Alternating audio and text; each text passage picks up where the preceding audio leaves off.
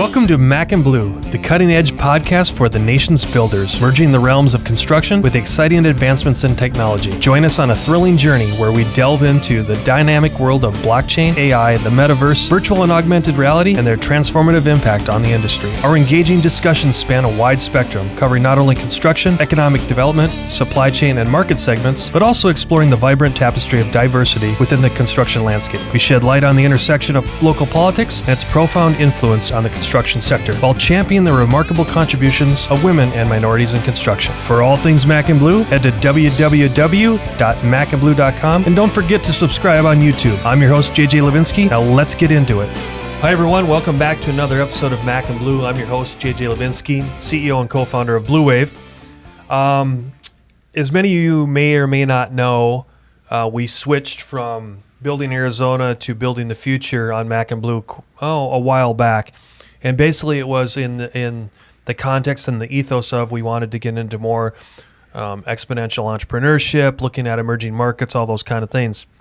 At that time, our guest today, Dr. Urban Kiernan, I read or found an article about him. I don't know. We were actually joking about it before we got on air here. Maybe I was just stalking him on Tinder or LinkedIn or one of those weird things. But I thought what a perfect candidate to kind of break the mold of what we typically talk on here. So with that, welcome Urban. And I should give a little context because, again, hopefully we break the mold a little bit today on Biopharma and all sorts of crazy stuff. He's an extremely intelligent man, but just to kind of give some career backgrounds here, he founded a tech bio company that has ridden through the challenges and adversity of 2020 lockdowns in the current economic environment. He was the founder, chairman, and CEO of iMetabolic Biopharma Corporation. He got inducted into Who's Who this year. He's a kick-ass jiu-jitsu guy that we'll get into it. He was actually at nationals or internationals this year in Vegas, and some guy beat the crap out of him and he broke his eye. But no, we won't get into that. No, but so anyway, you don't want to be meeting Urban in a dark alleyway. So with that though, hopefully in the context of this podcast, we can get into all sorts of fun stuff, but welcome, Urban. Awesome. Thanks, JJ. I appreciate being invited here, and you're cracking me up already, so I'm looking forward to a fun time. I will say that when I first reached out to him, he got back to me going, hey, I've seen your podcast. Do you really want me on here? And I was like, hell yeah, you're exactly the kind of guy I want on here. Other thing is we were joking. He's originally from Yorkton, Saskatchewan. And I said that back in my early days, I used to freelance up there duck and goose hunting when I lived in the Midwest. And so I pretty much named off all the small communities that he probably used to go smuggle beer in and out of as a youngster. So it's all good. By the way, are you a good hockey player? Okay, I'm one of 3 Canadians that did not play hockey. My dad, who was from New York, didn't allow it because his view was as if you just want to go and fight, then just go and fight. Don't hide it behind a mask of playing hockey. And the way it was coached up there, the moment you turn like 13, 14, when it really becomes physical, the hierarchy was you better know how to score. If you don't know how to score, you better know how to hit. And if you don't know how to hit, you better know how to fight. And Yorkton has the Terriers. They have a farm team, SJHL, right. And NFL products have come out of there, out of that league, out of my hometown. And he did not feel that was appropriate. Seeing a bunch of 14-year-old kids ending up with bench clearing brawls. Yeah. And everybody was rooting it on. He did not feel that that's good for the spirit of sport, development of the kids, yeah, and everything else that just goes with that. Broken up, facial fractures, the whole 9 yards. Oh, how do we start this interview? Well, first of all, maybe reverse engineer to where, how did you get to the Biopharma, or maybe it was your PhD? Like, what transpired or transformed you into going down that path to where you eventually started the Biopharma company that you have now? Gotcha. Just to set the context for the audience. Sure, and it'll be appropriate for this being an Arizona podcast. Yep. I came here in 1998 to start my PhD at Arizona State University under Dr. Pete Williams in the chemistry department, or the School of Molecular Sciences now, doing bioanalysis of proteins.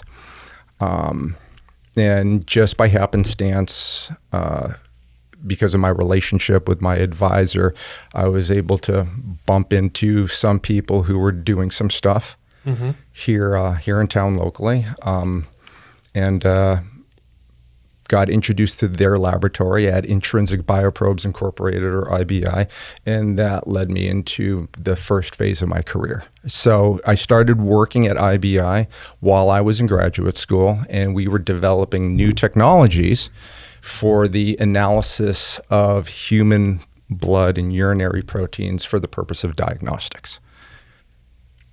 What was the goal out of the diagnostics, though? Because you got to be a capitalist somehow, right? Oh, absolutely. Okay. So there was two fronts on that business model. Okay. One was technology.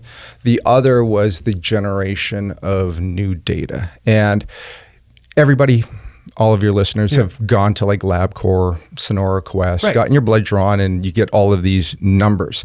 So now the status quo right now is you've got a particular protein, whether it be like insulin or parathyroid hormone, depending upon what they're looking for, and it just gives you a number with that. But it doesn't tell you all of the different protein heterogeneity. That's the word that's associated with it. And so that's a big word for the audience. It is. And so what they mean by that is when somebody thinks about a protein being expressed, it's one thing and one thing only.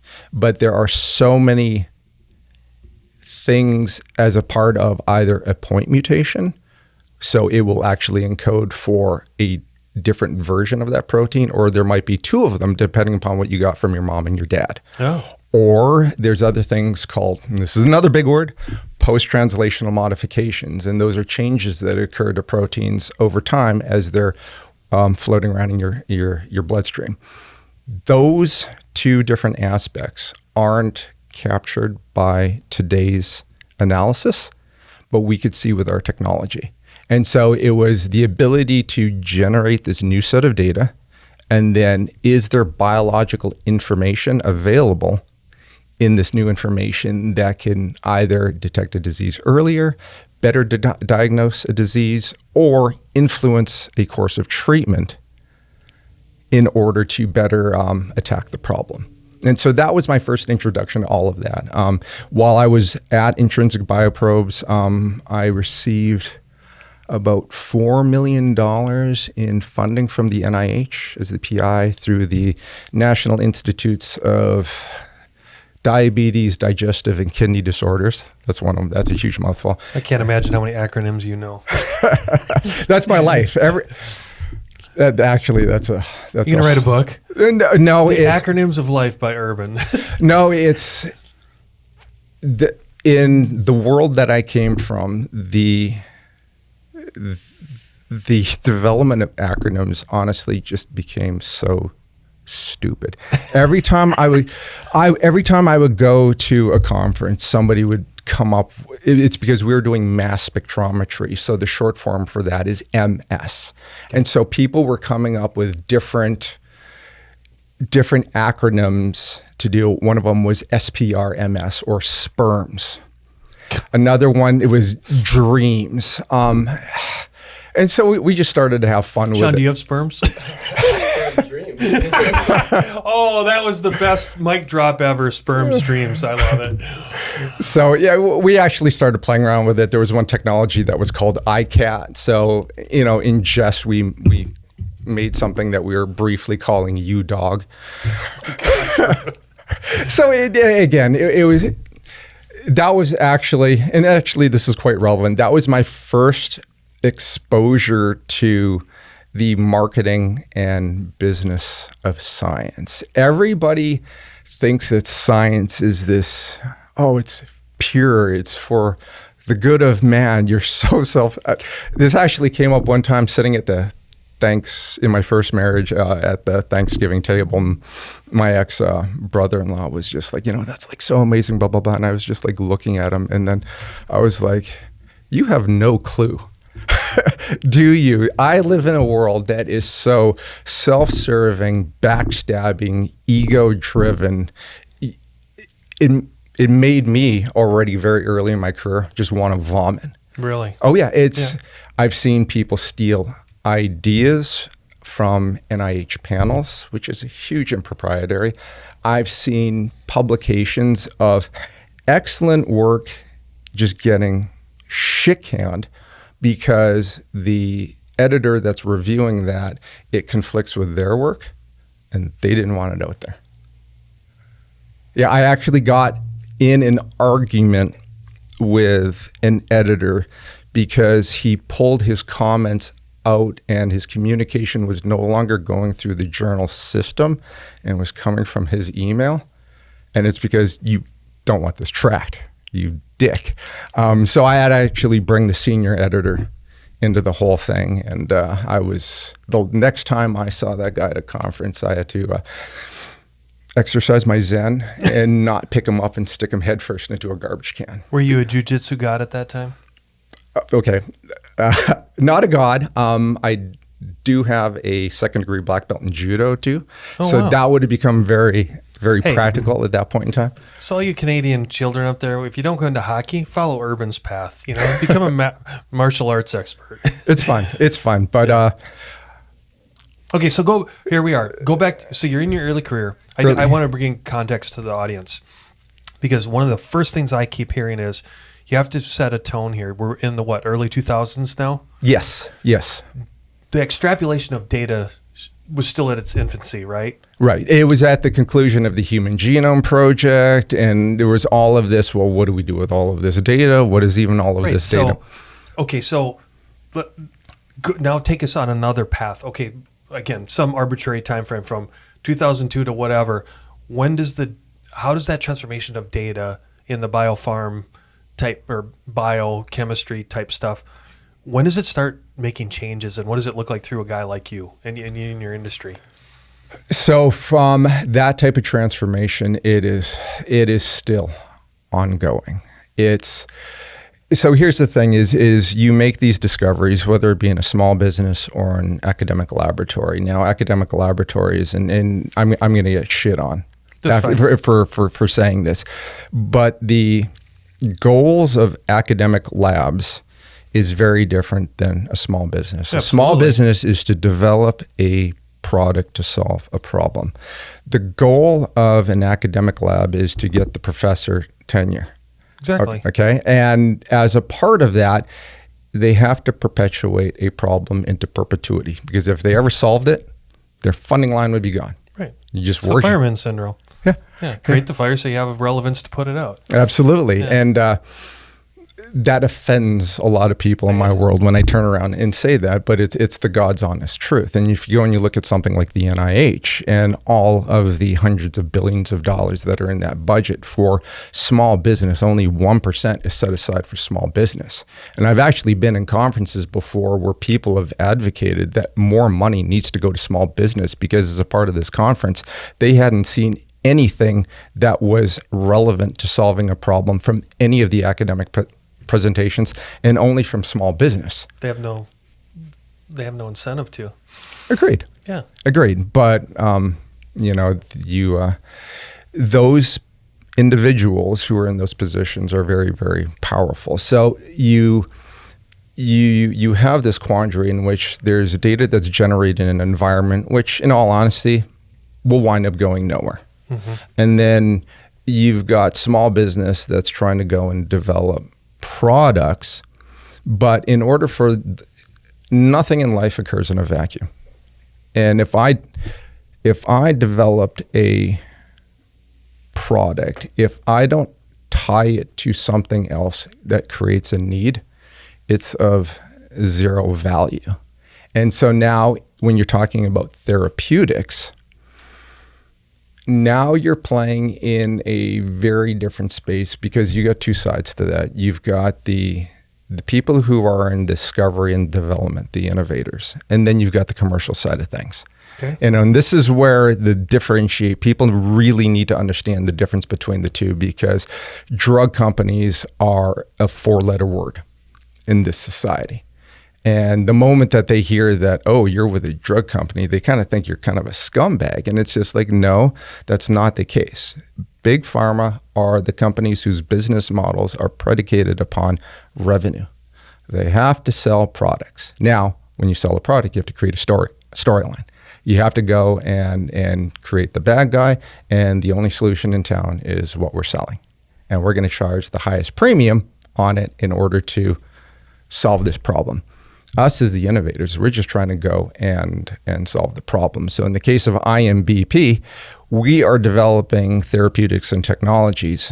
We ourselves will never actually sell them because it's a different operating business model. We turn around and take the assets to a certain degree of development, then you hand it off to other companies that can take it across the finish line and have the commercialization teams to turn around and monetize that.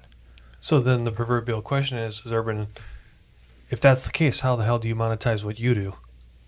So that's...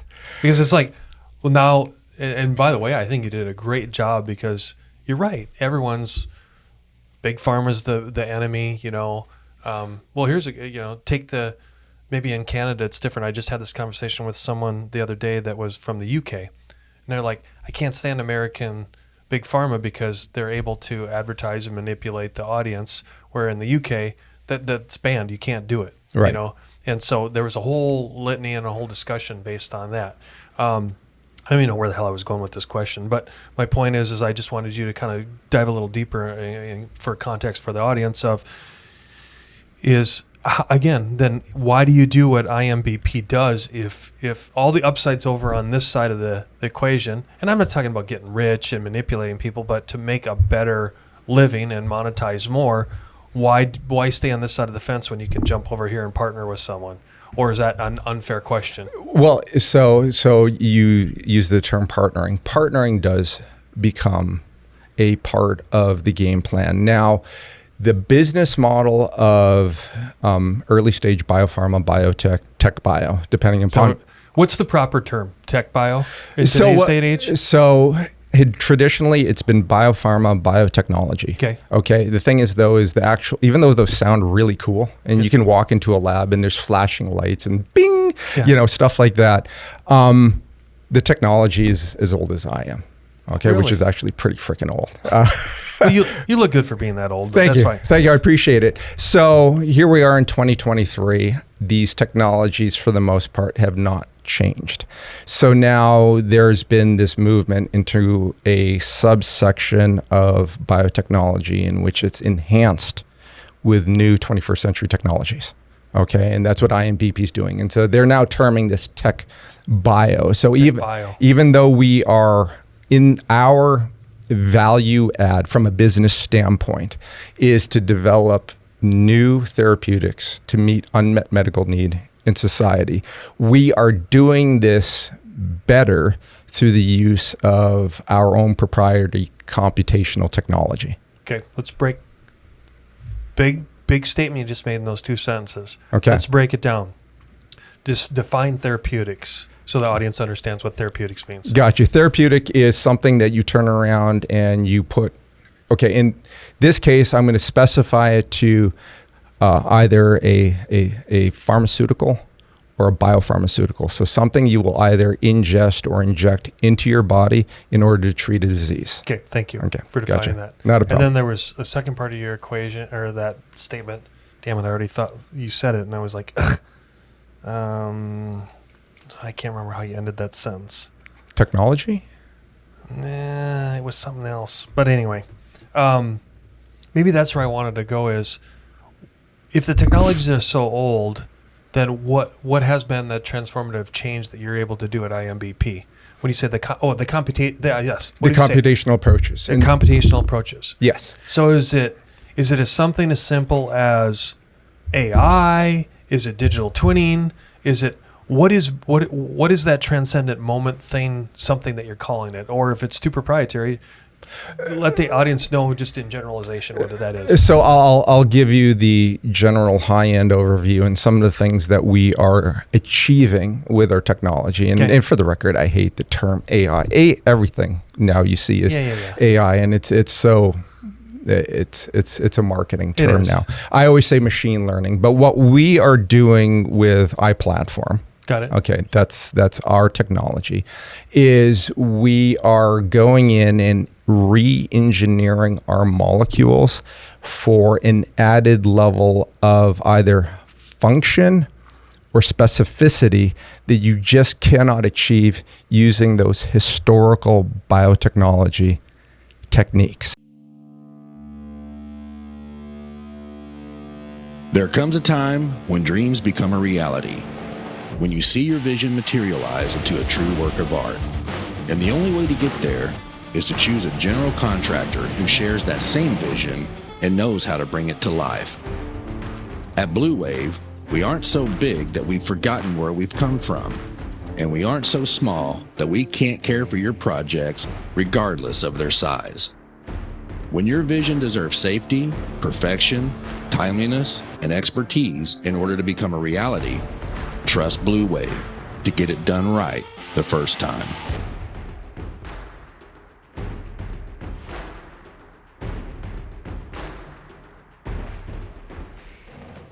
And so we were just recently funded in July by the NIH, National Institutes of Health, to apply our platform technology to develop a new set of cardiovascular disease therapeutics that end up changing the structure of the disease-causing protein that it binds to. So now, historically, the way this class of molecule, the drug, is applied today in the hospital, what it does is it just turns around, it recognizes a target, sticks onto it. So can we use one as an example? Would everyone understand? And maybe if I'm wrong on giving this analogy, again, just for the audience sake. So you're saying like maybe like cholesterol or a statin? Would that be the old way of doing it? No. Okay. No. Okay. So how much Cartoon Network or Nickelodeon do you watch? Because those commercials are on those channels like constantly, and it actually makes me chuckle. So if you go and ever watch one of those, you'll see ads for a drug called Humira, which is probably it's the biggest revenue drug in the history of the world. It was doing $18 billion a year before it went off of patent a few years ago. Okay. But basically, that type of biotechnology is, in just simple concept, you have a particular target protein. Yes. In that particular case, it's tumor necrosis factor alpha. You have your drug, your Humira comes in, binds it, and then it pulls it from the bloodstream. Got it. So, yeah, that was a great explanation. Thank you. It's basically just a net to go and pull these things out. The thing is, though, is if you are dealing with a biological target that is higher in concentration, you just can't turn around and tell your body's immune system to, let's pull that from circulation. Very bad things end up happening when you do that. It works in certain disease states like oncology, like for cancers. Right. These types of technologies are very common in cancer therapeutics. So like Herceptin, anybody who's unfortunately had to go through breast cancer, Herceptin is very common in the treatment of that. But you can't do that in the disease areas that iMBP is going after. Got it. So what we're doing is we have neutered the immune response approach. So you don't want to bind this target and then tell your body to turn around and attack it, because that will actually cause more harm than good. Makes sense. I think the audience can understand that. Yeah. Excellent. So what we want to do is we want to bind onto that target. The problem is, though, is now it has to go through its natural life cycle in order to get cleared from the body. Something has to be done so it cannot continue to do nasty things. And so if you just imagine a lot of people don't realize this, but proteins, they're not like my glasses case. It's not this rigid, hard thing. They're dynamic and they move and they have a function. And so just looking at my hand, it's if the bad thing that my hand can do is to grab onto this water bottle, what we're doing is we are attaching our drug onto it, and now the hand can't close. Got it. So now it's in a big term conformation. It's in a position in which it can no longer go and cause disease, and you can get cleared from the body. So we're developing this specifically for cardiovascular disease. We're applying our technologies and overcoming all of the challenges in that computational modeling space that need to be engineered around in order to have this type of innovation. And I'm not the brains behind that. It's just I kind of tell people what I want to do. And then there's other people who are a part of the team who are much brighter and wiser than I am when it comes to ones and zeros and stuff. But we were all working together in order to come up with a really innovative solution, because at the end of the day, this concept, which we're already showing works, isn't just applicable to cardiovascular disease. It has application in a whole new line of therapeutics towards cancer. Other aspects of immunology. We're actually applying this. I submitted a grant Thursday to the National Institute of Aging for Alzheimer's disease. Oh, wow. Applying this technology on a brand new target. So yeah, we've, as a company, we have therapeutics that are towards metabolic, cardiovascular, and neurodegenerative. So those are the three areas we're focusing on. Out of those three, are there, again, you know the numbers, does one have a higher precedence over the other one as far as what the outside world is asking of you and or what you guys are seeking to expand to? Does that make sense? Did I answer the right question? Out of those three verticals, in other words, is there outside pressure to put more emphasis and resources on you guys to go into one versus the other? I mean, you're in cardiovascular, but all of a sudden, let's say the neurodegenerative, because of, again, supply and demand out there in the space, with what's going on, are they saying, all right, Urban, get your team going here faster, here's more money? It depends upon who you talk to. Okay, so if you talk from general patient space, cardiovascular disease is a bigger issue. Still number one, right? Yeah, it's the number one killer in America. It's the number one killer in the world. We were talking about outside, 1 in 4 Americans are going to die of cardiovascular disease. Say that again. 1 in 4 Americans will die because of cardiovascular disease. I'm sorry, it's horrible, but it's the truth. 25%. Yes. Yeah. We all know somebody here who has died or will die because of cardiovascular disease. Amazing. Yeah. And for the record, 50% of all people who have heart attacks have normal cholesterol levels. Go figure with that. So there's a whole set of biology that's being, because of what we had talked about regarding the powers that be, the decision makers as to what is science that needs to move forward and what is science that needs to be kind of put off. That is a huge area of controversy. So I actually had to fire one of our scientific advisory board members, who's a huge bigwig in the cardiovascular disease, hyperlipidemia, blood fat space, lipidemia. Lipids, And he and I would just battle too much on things, even though he's this huge key opinion leader out there. My analysis of the situation is what we were bringing forward as a part of our innovation was too contradictory to his legacy. And so with that, it's like, okay, I appreciate everything that you've done, but we're not renewing your contract. But then we brought on board somebody who's absolutely perfect. Yeah. And I'll name drop him, Dr. Ron Krauss from University of California, San Francisco. His entire career has been predicated upon or built upon studying dysfunctional lipid metabolism, and he's outside of the box. And when it comes to innovation, that's what you want, is you need people who are thinking outside the box, because if you're always inside the box, you can just develop another, cholesterol lowering medication and still participate in the 1 in 4 deaths. It doesn't change. Hey, Urban, let's go back. I think I may have done a poor job of asking an initial question because we kind of went fast with your introduction. Sure. What was the trigger for you and your colleagues, if you will, to start iMBP in the first place? What happened? Okay. I don't think we addressed that, did we? No, we didn't. And I need to really set the clock back.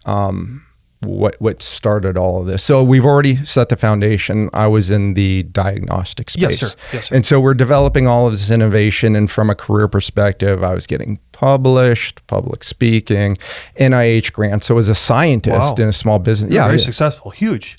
Oh yeah. It's most people in this world know me as Dr. Kiernan, not Urban, but I do prefer Urban. And then that actually led to... Everyone asks for your autograph, of course, because you're a famous football coach, right? Yeah, after that whole debacle in the bar, it's... I'm just messing with you. That was extremely disappointing, but we're digressing. Okay, back to our podcast. So professionally, I was, advancing my career. It actually led to first business exit in 2011. IBI was acquired by Thermo Fisher Scientific, the world's largest provider of life science technology that's out there. So that was a huge play. That was a pretty big deal. I transitioned over to Thermo Fisher, moved up quickly into a role in global biz dev. That was global business development. That was an interesting experience, going from small business over into a Fortune 500 company and everything that works there. Learned a lot, burned myself out. Yeah. And then that was the mechanism that allowed me to redefine me, because that's what I needed to do before I could start iMBP. I needed to find myself again, and then everything else opened up from there. And so in order to better explain that, I need to turn the clock back to 2006 with the death of my first wife. Okay, so came here in 98, had my first child, my first semester of graduate school, had my second daughter right before I graduated, and we were living life. Yeah. And then in 2004, she was diagnosed with lymphoma. Oh, wow. And she put on a good fight, but unfortunately, the cancer won. And so here I was, as in 2006, left as a young, aspiring scientist, innovator in this world, left to become a single dad. Of two girls. Of two daughters, which for the record, over that period of time, I found out I'm a pretty freaking awesome dad. I suck ass as a mom. All right, write that one down. Yeah. I'm great as a dad, but I suck ass as a mom. Yeah, Sean, you got it. That's just the God honest truth. That was probably the most profound statements I've heard in a long time. Thank you. No, I like the humility. No, we play different roles in our children's lives. We do. And that was an experience where it's like, wow, some things, great. Some things I'm not cut out for this, and you make do the best you can because you don't have a choice to. Now, one of the things that I experienced in that process from 2004 to 2006 with all of the doctor visits and all of the labs, sitting in a chair with my laptop in a hospital room, writing and everything. What role in everything I was doing in my career from a biomarker perspective, diagnostics, what role does that play in real life? And it wasn't until I was in that environment that I understood that unless you create a data point for the objective of being able to make a decision, that data point is useless. If you generate a data point and, okay, fine, we just keep on staying the course, then don't even bother generating that data point. We need to be able to take action. And that's where I had the aha moment. It's your biomarkers need to be tied to therapeutics. And so that's where a lot of my work at IBI from that point forward really focused on not just, okay, we're developing the science around these biomarkers, but in the back of my mind, I'm thinking from the therapeutic angle. Can I interject and ask a question? Sure. My takeaway so far in listening to you is that, and I hope I don't, just like you, if I offend people, I really don't care, but I hope I'm not doing it on purpose, is you're talking about a very intelligent, sophisticated marketplace that biotech, biopharma, even medicine in general comes from. And yet, are you telling me that in a gross generalization, for many, many a year, that all this data has basically just been sitting there relative to other industries? We have, in other words, biotech, biopharma, they never moved the needle off of that data as fast as other industries. Did I hear that correctly? Oh, absolutely. And that's still going on today. Okay. I just wanted to qualify that so the audience understands why you're sitting here today, because eventually we're getting to the punchline of Urban's trying to move this line. Right, right. And here's part of the issue is in order to get a drug through all of the regulatory hurdles. Yes, sir. And regulation is necessary. I'm going to state that. Okay. This is probably the only space or one of the few spaces in which there's a thing called too much information. It's like if you were ever arrested, don't talk until your attorney's with you. When you are dealing with these regulatory bodies who are going to dictate the fate of your product and possibly the fate of you and your company, yes, or whatever. All you want to do is have answers that meet that minimum level of threshold to make sure that that thumb stays up. So let's check the box and move on. Check the box and move on. That's where this is the quandary when it comes to innovation. Got it. I could make this better, but now I risk creating too much confusion with the regulatory bodies or the powers that be, whatever, to fully understand. The paradigm in its grandest whole kind of whatever. Okay. Yeah. We don't understand what you're doing now because you threw this thing in here. Got it. Oh, wow. I took you off tangent because you were going down a very good path. So unfortunately, let's go back because this is getting somewhere. Gotcha. Because I know your bio and I want to, because I think there's some real lessons here for a lot of the audience coming out of it. Sure. You're talking about your wife and the clinical and all this. Keep going because I would love for when the timing's right, throw in the martial arts of how and what happened to you on your heart and head connection whenever that happened. Oh, sure, sure. So keep going, Urban. You're doing great.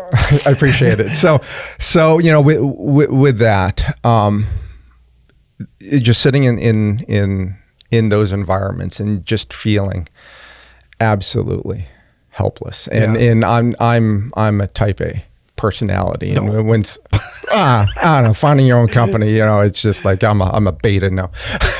No, it didn't sit well with me. Okay. And when it was all said and done, it really changed the way I approached my role into science. Okay. Because it's not, if you remember the movie Field of Dreams, if you build it, they will come. And that is a modus operandi in science. If you speak with anybody in science, they think their idea purely predicated upon the science is the greatest thing since sliced bread, and that's the biggest hunk of shit on the planet. It's just you need to go and tie need into it, and guess what? You in isolation might not be the need that this world demands. Well stated. Yeah. So you need to think outside the box and understand what these other, and I really hate using marketing terms when it comes to ailment, sickness, and people dying. Okay. Because at the end of the day, what you're doing, and this is the difference between what I do and what Big Pharma does, is Big Pharma monetizes the sickness and death of individuals. And having experienced personally the death of somebody very close and understanding firsthand how badly that fucking sucks, just in my mind, I just have a hard time going and explaining disease in terms of a market, but I got to put my big boy pants on and just kind of explain it that way. When you are looking at these powers that be that actually move the therapeutics into the hands of physicians, to put them into the hands of patients and put those commercials on Nickelodeon and stuff, you need to understand how you need to position yourself either with that innovation so that they can hold on to their market share, because there's always a ton of competition coming on. Right. And so is there a way that we can do a strategic partnership to extract the data of the biomarkers that we're doing and enable them? Or can we come up with something that's new on its own? And that is the course that I personally ended up taking in the formation of iMBP. So throughout the rest of my career, whether it be at IBI and all of the science that I did and learning from my mistakes as well as others' mistakes, understanding opportunities that were handed to other companies in terms of embracing innovation and understanding why they balked at it.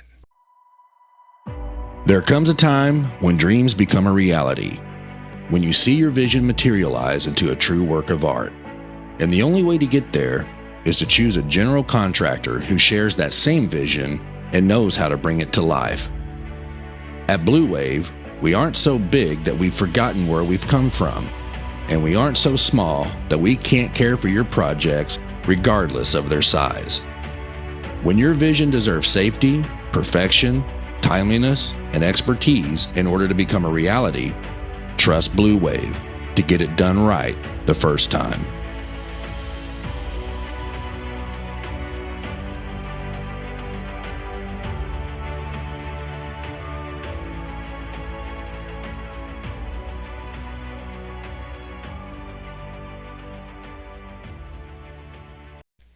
Okay. Not taking it personally. A lot of scientists will turn around. You don't want my science and stuff.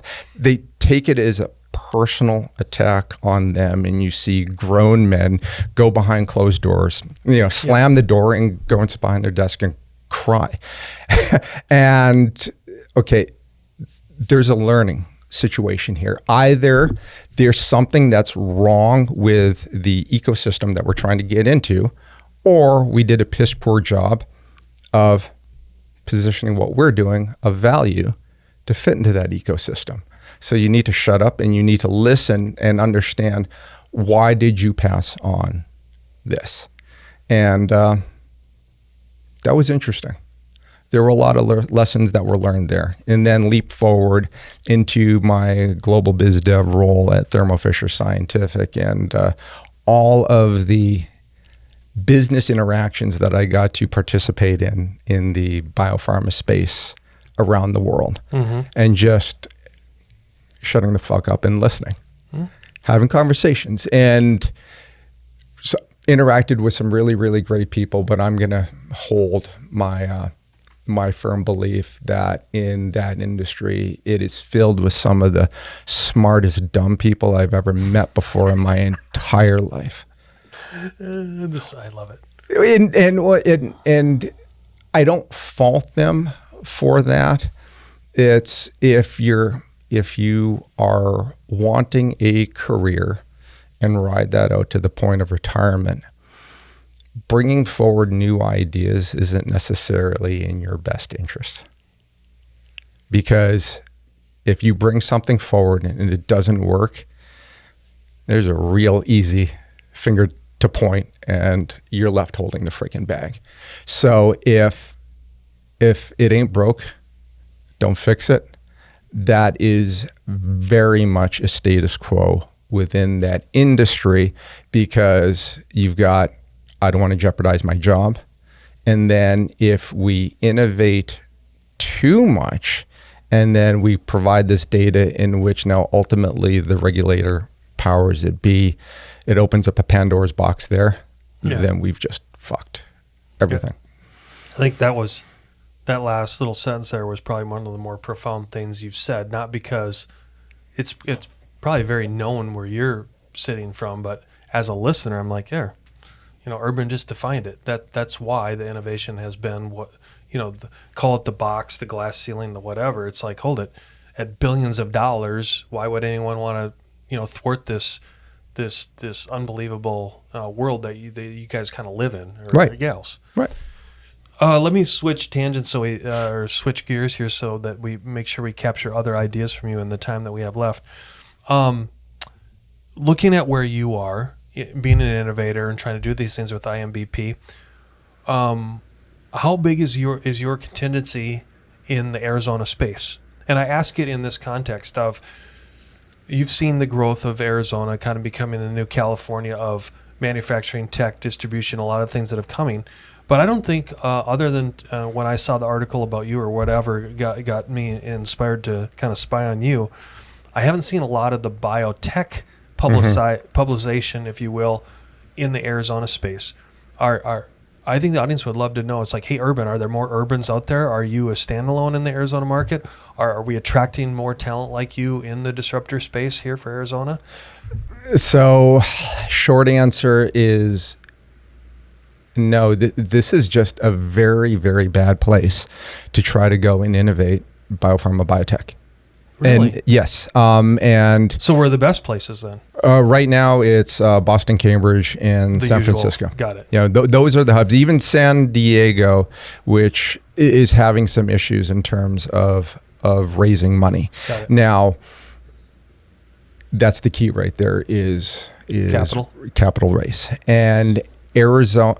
So I've been a part of the biotech ecosystem here or life sciences ecosystem since 2000 when I started working professionally. And I was here before TGen, and and all of I was at the governor's ball when they were announcing that, and we're going to be we're going to be curing cancer here in the state of Arizona. And it's like, okay, that's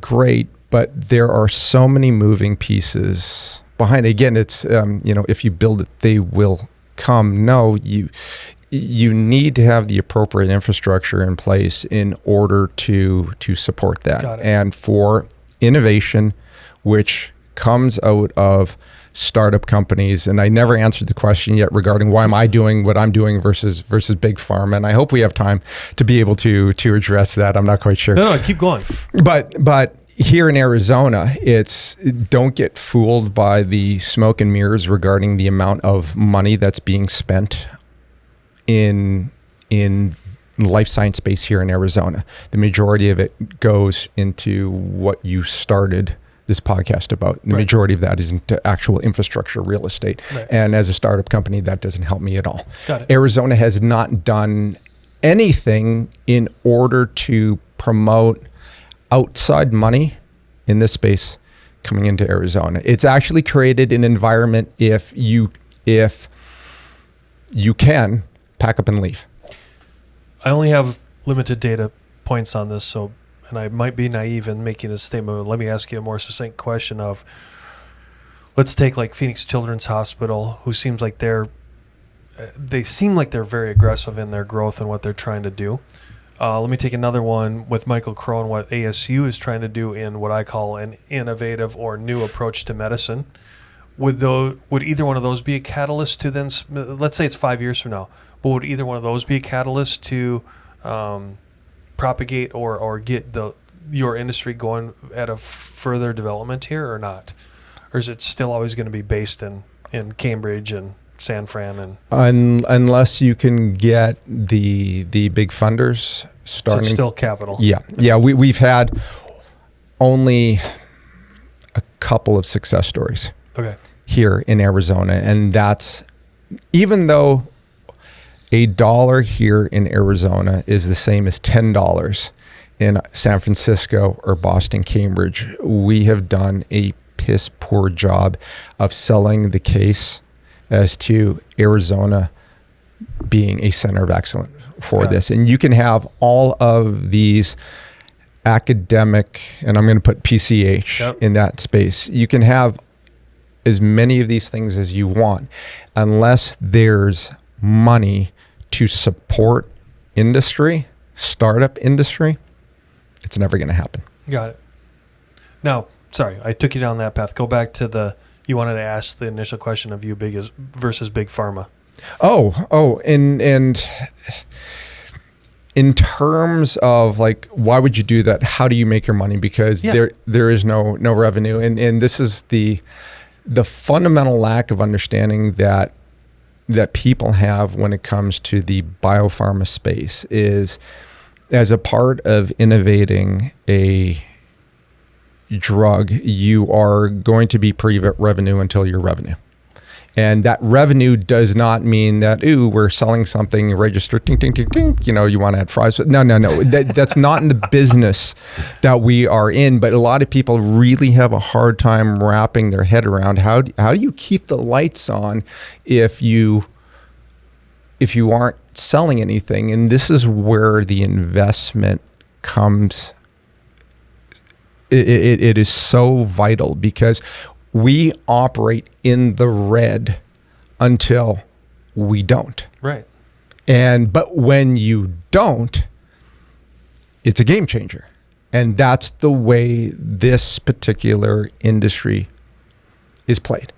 And even though so whether or not that exit would be like an IPO scenario, which right now in economic conditions, you'd have to be insane to want to do an IPO at this point in time. But if you follow the biotech news, there's M&A going on constantly. And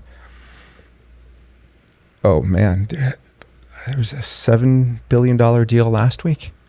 It's crazy, in which here's a case in point. A company called Denali, okay, ticker symbol on the NASDAQ, DNLY. Okay, market cap is around $4 billion. They went back in 2017 with very, very little data. Very quickly off of that IPO, they were worth $1.5 billion. Now they've got a pretty decent sized pipeline of what they're working on. Do you know? And again, they're worth like $4 billion. Do you have how many products that they currently have that are approved? Let me guess, 0? 0. Isn't that amazing? Amazing. It was Moderna. Everybody's heard about Moderna, and I've followed their story since 2011 because I was from the industry when they were found. Actually, the chairman, flagship pioneer, Nubar Afey, and I actually know him personally. He was responsible for the formation of Moderna. It's worth $28 billion today. At one point in time, it was like 300 billion. It was at a previous point in time when their sales were really, really high. That was the only product they had. When they went IPO in 2018, they went IPO, I think $12 billion IPO, 0 revenue.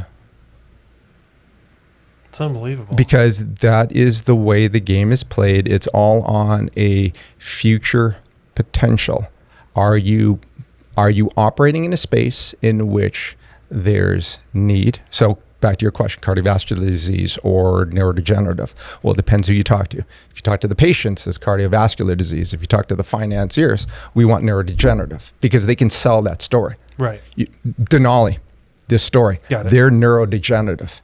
That's an easy story for them to put the stamp on and turn around and sell it, so we get our 10x, 20, 60x rate of return. And does that storyline paradigm, do you see it changing at all with any influence that iMBP and your world is doing? Or do you will status quo prevail for many more years? In terms of, is iMBP going to be able to change the way? Well, I know you're not going to be able to change the world, but how how much of a dent in what your fraternity and sorority is doing with your outlook on what you described today on the podcast? How much will you carve out or change in within that overall structure? Okay, so I'm not trying to change anything in terms of the way things are done. What I'm trying to do is create products so when we do that handoff, yes, sir, there is better value to meet the needs of the people who need it most, and those are the patients. Bingo. Okay, you answered the question in a roundabout. Yeah, it's just the price of these new. Have you seen the price of these new therapeutics? Okay, so the newest cardiovascular drug out there is called Evkeeza. I'm totally butchering the name. It's a monoclonal antibody for, so it's a biotech. You need to go and I think it's a subcutaneous injection. Current price per patient per year is about $300K. What? Oh yeah. So if you go and you follow my world, everything right now is going towards all of these super sexy, innovative science projects about genetic manipulation, gene therapy, all of these other things. And the price tag, the cheapest one is $350,000 per year per patient. The new sickle cell drugs that are coming out, $4 million. It's a one-time treatment, but it's $4 million. And we're not even sure from the long-term effects because we don't have the data of what is this going to do to the person 20 years from freaking now because we aren't that far along. So you've got this modus operandi because drugs have become so expensive. And now we've got all of these regulatory congressional changes on pricing that's going on. So what they're doing is they're coming up with new innovative technologies that they're able to come back and justify very, very expensive price targets so that they can manage their top and bottom lines, because that is the role of big pharma, is to make therapeutics a commodity. Right. Different space. And so I see what this need is. I see what this change is. So I'm trying to operationally go and do everything so that at the end of the day, these guys over here, they can still make their money. Right. And we're not breaking the bank for people to take drugs to have one more. That's a big thing that's in my life. It's we're not trying to play God and cheat death, but I would love to be able, before, I leave this earth, to know that I've been able to offer families the ability to do like just one more Christmas, one more birthday, just something. Right. If you've ever lost anybody in your life before, just to have one more hug, like what would you turn around? I'm going to get a little bit emotional here, but it's just, what would be the price? There is no price, right? There isn't. Right. There isn't. So that's what I want to leave. Yeah. To this world through everything of all of my experiences and, pain and everything. And to manage that pain, I do jujitsu, even contrary to a skull fracture. He didn't get his ass kicked. It was a legitimate. Hey, I got my arm raised. Yeah. That's what mattered. Yeah. But that ended my tournament there. Well, Urban, we're already up. I don't know where the time went. A couple things. One, thank you for coming on. No, thank you for being one of the first, non-construction related people that we've had some others, but again, when I saw your story, I was like, hey, I want to see if Urban will come on to the Building the Future, because I believe you're actually part of Building the Future. Thank you. Or Correcting the Future, or whatever you want to call it that. But and thanks for the humility about you, your wife, and what inspired you to do what your new life journey is. I know we didn't get into talking about some other things that were on your bio, as far as the connection of your heart with your head and things like that. Yep. That would be another episode. But just really appreciate you coming on and educating the audience a little bit about the world that you live in, because we probably could have had you on for 4 or 5 hours, like a Joe Rogan experience, to really get into the meat of it. I would encourage people that if this is inspiring, follow Urban. Again, Dr. Urban Kiernan. He's got quite the rap sheet out on the internet right now. There's a lot of cool stuff about him, the work he's doing, the companies that he represents.